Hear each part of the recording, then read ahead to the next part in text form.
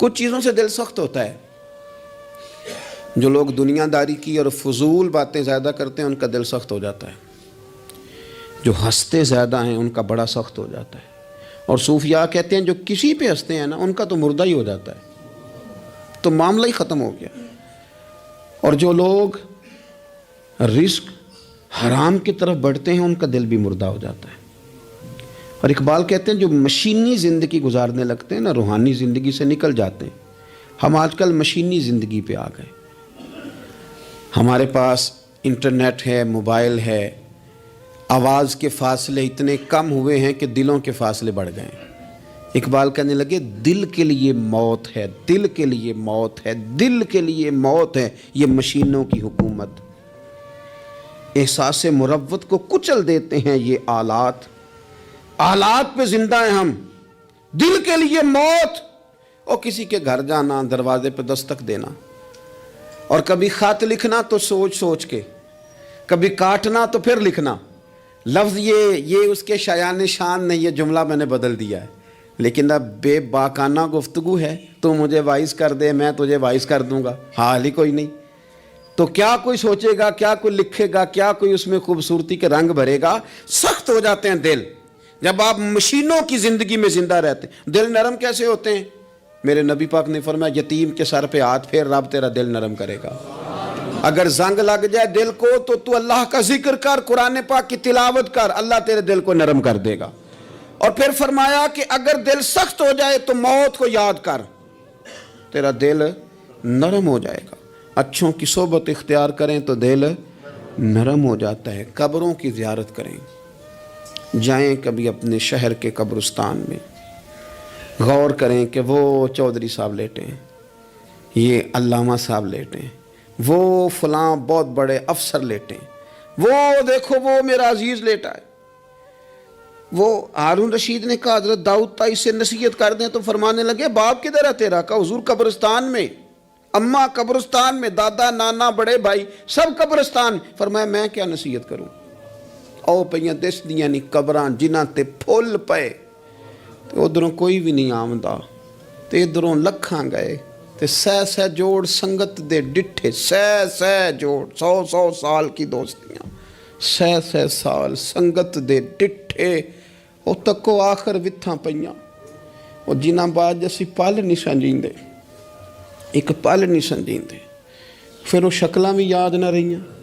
سہ جوڑ. کہا یہ کوئی کم ہے دل کو نرم کرنے کے لیے تیرے پاس موت کا تذکرہ, قبروں کی زیارت کو تھوڑی ہے. یہ چیزیں دل نرم کرتی ہیں, یاد نرم کرتی ہیں چیزیں دل. سختی طبیعتوں کی, مزاجوں کی سختی, دوسروں کے بارے میں ڈاٹے جذبات, ہمارے رویے ڈاٹے, ہماری طبیعتیں سخت. حضرت عبداللہ ابن مسعود رضی اللہ تعالیٰ عنہ نے ایک شخص کو جنازے کے موقع پہ ہنستا ہوا دیکھ لیا, فرمایا آج کے بعد تیرے ساتھ کلام نہیں کروں گا. جس کا جنازہ دیکھ کے بھی دل نرم نہیں ہوا اور قبرستان دیکھ کے بھی دل نرم نہیں ہوا, وہ تو سخت دل بندہ ہے. سخت دل بندے سے دوستی کبھی نہیں رکھوں گا, میں تو درد دل والوں سے پیار کروں گا. تیرے ساتھ میں کلام نہیں کرتا. تو کس طرح کا شخص ہے بھائی جسے یہاں آ کے بھی ہنسی آ رہی ہے, مذاق سوچ رہا ہے؟ تو دل کی نرمی, میرے نبی پاک صلی اللہ علیہ وسلم نے نا دل پر, ہم نے نا کپڑوں پر بڑی محنت کی, ہم نے چہروں پر بڑی محنت کی, ہم نے اپنے ظاہر کو سنوارنے پر ہم نے اپنے حق میں بڑے بڑے لفظ یاد کیے, بڑی کہانیاں یاد کی, پر دل کے لیے محنت, اس پر محنت ہی نہیں کی.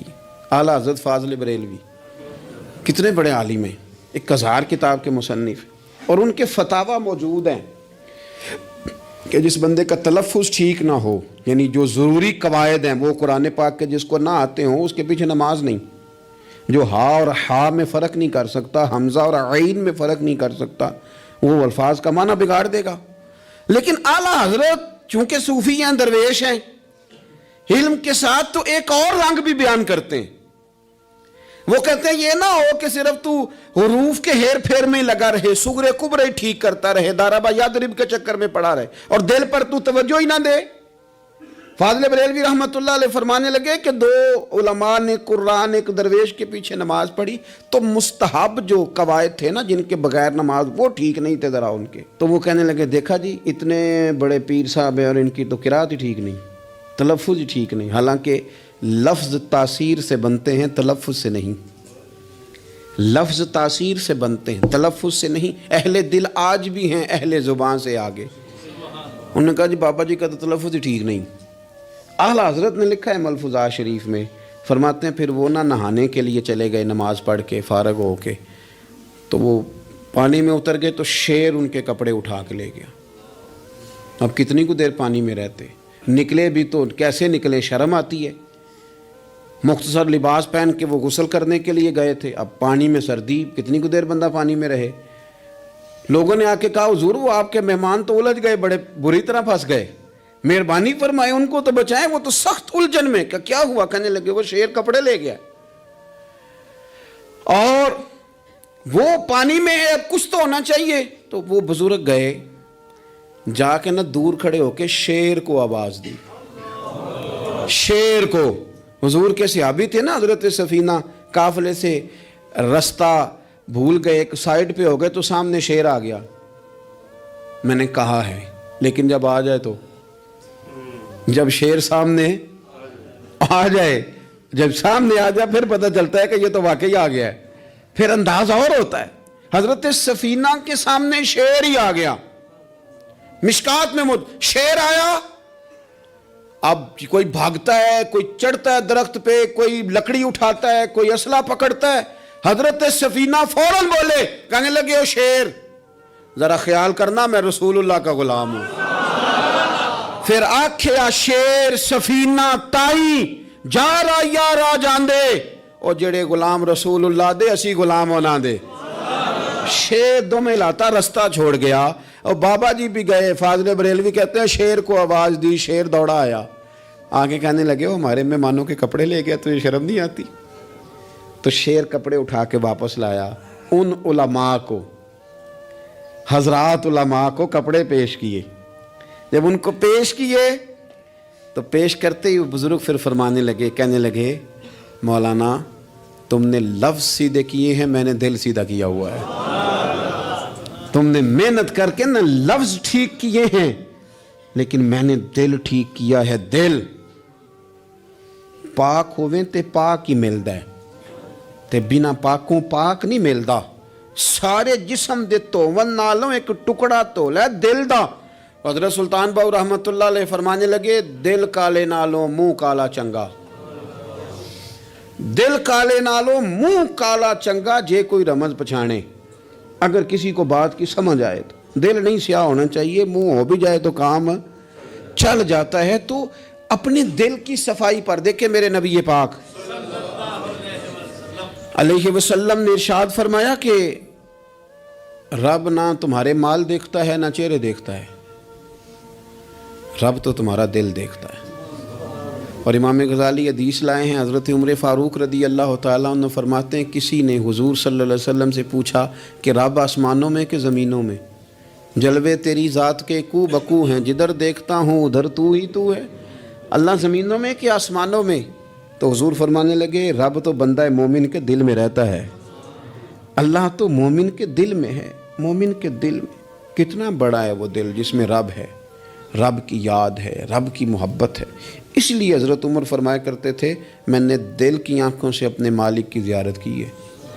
اور اقبال نے شاید اسی لیے مشورہ دیا تھا کہ دل بینا بھی کر خدا سے طلب، آنکھ کا نور دل کا نور نہیں، اللہ سے آنکھوں والا دل مانگ، اندھا نہ ہو جائے کہیں تیرا دل، دل بینا بھی کر خدا سے طلب، آنکھ کا نور دل کا نور نہیں۔ عزیز بھائی اللہ کے جلوے، لیکن ایک بات ذہن میں رکھنا،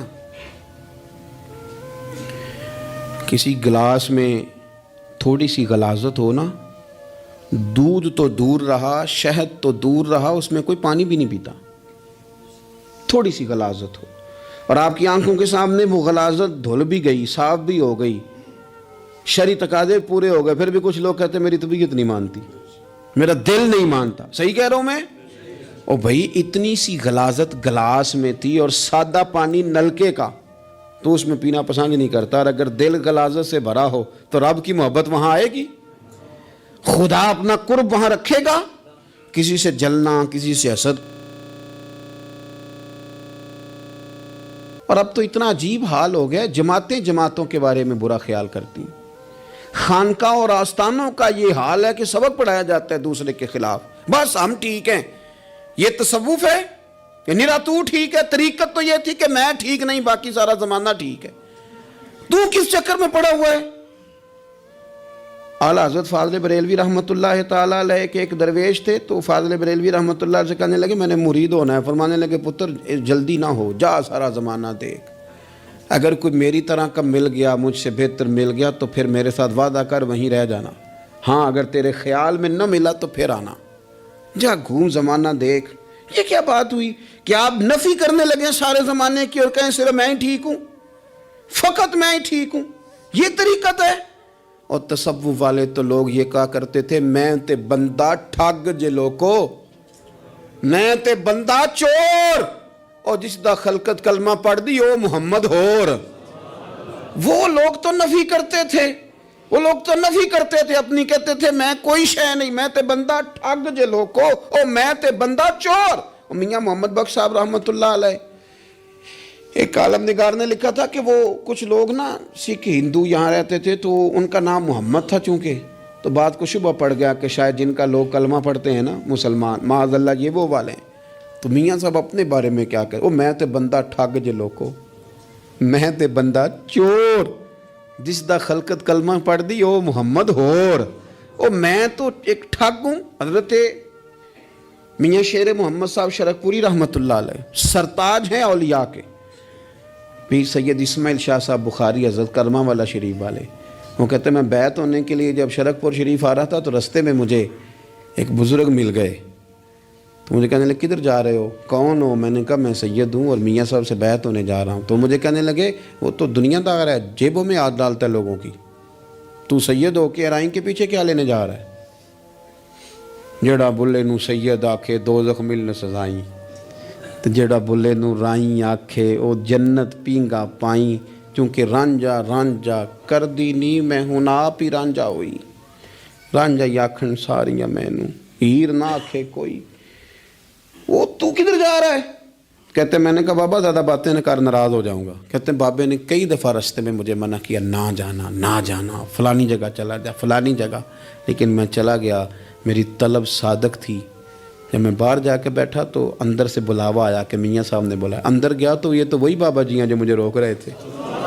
تو میاں جی خود ہیں حضرت میاں صاحب، کہنے لگے بیلیا تینوں بڑا موڑیا پر تو مڑیا ہی نہیں. وہ تو روکتے تھے، اپنی نفی کرتے تھے. دل صاف دوسرے کے بارے میں، نظریہ صاف، کسی کے بارے میں خیر کا جملہ، کسی کی وکالت کرنا، کسی کا عیب چھپانا، کسی کے بارے میں اچھے لفظ بولنا، یہ مومن کی شان ہے. مومن کا دل ایسے سونا. میرے نبی پاک صلی اللہ تعالی علیہ وسلم نے فرمایا یہ میرا زید بن حارثہ ہے، اس کا دل اللہ نے نور ایمان سے بھر دیا ہے. ایمان سے دل بھر دیا رب تعالیٰ نے. ایک دن صبح صبح حضور نے پوچھا، اور داتا صاحب نے اس کو لکھا ہے، نبی پاک نے پوچھا آج تم نے صبح کس طرح کی؟ عرض کی یا رسول اللہ اس حال میں کہ میں پکا مومن ہوں. حضور نے فرمایا تو پکا مومن ہے، کس طرح؟ کہنے لگے یا رسول اللہ میں اس طرح کا مومن ہوں کہ سونا اور مٹی میرے لیے برابر ہے. پیسے آ جائیں تب بھی کوئی ٹینشن نہیں، نہ آئیں. حضرت زید بن حارثہ رضی اللہ تعالیٰ عنہ عرض کرنے لگے اور سونا اور مٹی برابر ہے، کوئی پرواہ نہیں. تو حضور نے فرمایا تیرے ایمان کی دلیل؟ عرض کرنے لگے یا رسول اللہ میرے ایمان کی شان اور دلیل یہ ہے کہ میں یہاں زمین پہ بیٹھ کے نظر اٹھاؤں تو میری نظر اللہ کے عرش تک جاتی ہے. میں بتا سکتا ہوں کہ جنتی جنت میں جا رہے ہیں اور راضی ہیں، جہنمی جہنم میں جا رہے ہیں اور چیخ رہے ہیں، میں بتا سکتا ہوں. تو حضور نے فرمایا پھر اس کی حفاظت کر، پھر اس جذبے کی حفاظت کر. جب دل صاف ہو، نور ایمان سے بھرا ہوا ہو. علم لدنی کب آتا ہے؟ علم لدنی نیک آدمی کو ملتا ہے جب بندہ متقی پرہیزگار ہو نا، ناجائز نہ کھائے، ناجائز نہ دیکھے، ناجائز نہ بولے، تو پھر اللہ تعالیٰ اسے علم کا نور دیتا ہے. جو لوگ کہانیوں میں الجھ جاتے ہیں نا، زیادہ باتیں کرتے ہیں، زیادہ گھومتے ہیں، زیادہ سازشی عناصر کا شکار ہوتے ہیں، ان کے تو حافظے کمزور ہو جاتے ہیں، یاد ہی نہیں رہتا، باتیں اتنی کرتے ہیں پتہ نہیں سویرے کیا کہا تھا دوپہر کو کیا کہہ رہے ہیں. جب انسان کا دائرہ کار تقوی والا ہو پھر اس پر علم کی روشنی کھلتی ہے، پھر دروازے کرم کے کھلتے ہیں. اپنے دائرے محدود کر لیے جائیں، سوچے میں بڑے بڑے لوگ آپ کو زندگی میں ملیں گے، مشورے دیں گے، وہ جناب آپ کو پتہ ہی نہیں آپ کتنے بڑے ہیں، آپ فلانی جگہ کھڑے تھے، فلانے کے ساتھ ہنس رہے تھے. یہ آپ کو خراب کرنا چاہتے ہیں، کسی تکبر میں مبتلا کرنا چاہتے ہیں. آپ زمین پہ رہیں تاکہ زمین والوں سے رشتہ مضبوط رہے، دل کی صفائی، دل صاف ہو، کوئی حسد نہیں، کوئی کینہ نہیں. پتہ ہے سب سے بڑی بیماری کیا ہے بندے کی؟ خوفناک علامت کیا ہے دل کے بیمار ہونے کی؟ کہ کوئی بندہ بیماری میں ہے اور ادھر ایک بندہ اس کو دیکھ کے خوش ہو رہا ہے. کسی کو زوال آ گیا ہے، کاروبار ڈوب گیا ہے اور یہ دیکھ کے خوش ہو رہا ہے. مر گیا ہے اس کا دل، مردہ ہے، اندر کوئی دل نہیں. اب یعنی ایک بندہ رسوا ہو گیا اور یہ خوش ہو رہا ہے، دیکھا میں نے نہیں کہا تھا. جب کوئی کسی کی رسوائی، کمزوری اور کسی کے زوال پر راضی ہونے لگے تو پھر سمجھ لے کہ اس کا حال اتنا برا ہو گیا ہے کہ اب یہ اخلاقی طور پر مردہ زندگی گزار. ہمارا اب یہ حال ہے کہ ہم لوگوں کے دکھوں پر ہنسنے لگے. ہم کسی کے ہاں کوئی شخص تکلیف میں آتا ہے تو ہم اس کو کہکوں میں اڑاتے ہیں. یارو زندہ قومیں یہ کام نہیں کرتی، زندہ قومیں یہ کام نہیں کرتی. میرے نبی پاک صلی اللہ علیہ وسلم نے فتح کے موقع پر بھی گردن کو جھکا کے بتایا کہ جب رب عروج دے تو پھر اللہ کی بارگاہ میں جھک جایا کرو. کسی شخص کے پتہ ہے ایک حدیث سنو، یہ مسلم شریف میں موجود ہے. حضور نے فرمایا ایک بندہ گناہ کرتا تھا پھر اس نے توبہ کر لی. اگر کسی نے دوبارہ اسے وہ گناہ یاد کرایا کہ تو یوں ہوتا تھا، اگر کسی نے اسے دوبارہ گناہ یاد کرایا تو یاد کرانے والے کو اللہ سزا کے طور پر مرنے سے پہلے پہلے اس گناہ میں مبتلا کر دے گا. خفیہ تدبیر آئے گی اللہ. جس کو اللہ نے معاف کر دیا، زمین آسمان بھول گئے، فرشتوں کے دفتر سے اس کا گناہ محو کر دیا گیا، تو نے کیوں یاد رکھا؟ لیکن ہمارے دل اس طرح کے ہیں، خیر کی خبریں نہیں دیتے. ہم خیر کی خبر نہیں دیتے، مثبت بات نہیں کرتے. ہمارے رویے دوسروں کے بارے میں سخت ہیں. یعنی بہو سے داماد سے اختلاف ہو گیا، پھر اس نے معافی مانگ لی، پھر ہم نے معاف کر دیا، پھر 1 سال کے بعد دوبارہ لڑائی ہوئی تو پچھلی بات دوبارہ یاد کرنی چاہیے تھی. اس کی تو معافی دے دی تھی آپ نے، لیکن آپ نے پھر یاد کر لی وہ بات. اس کا مطلب ہے آپ نے صلح کی تھی، دل صاف نہیں کیا تھا. دل جب آپ صاف کر لیں تو پھر معاملہ ختم ہو گیا. پھر آپ پھر نکال پھینکے ساری چیزیں.